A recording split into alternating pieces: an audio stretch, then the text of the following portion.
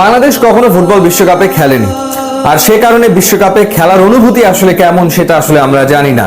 তবে একটা বিশ্বকাপ এলে Brazil, Argentina, Portugal, Spain, England এই দলগুলো প্রথম ম্যাচে মাঠে নামার আগে সেই সব দেশের ফ্যানরা ঠিক যে ধরনের উন্মাদনায় ভোগে, ঠিক এই মুহূর্তে বাংলাদেশের ফুটবল ফ্যানদের শিহরণ তার চেয়ে কয়েক গুণ বেশি।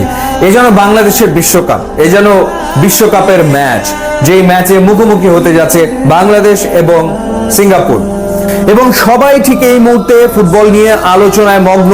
সিঙ্গাপুরের বিপক্ষে কি হবে বাংলাদেশের ফরমেশন, সিঙ্গাপুরের বিপক্ষে জেতা সম্ভব কিনা, সিঙ্গাপুরের বিপক্ষে গোলটা কে করবে।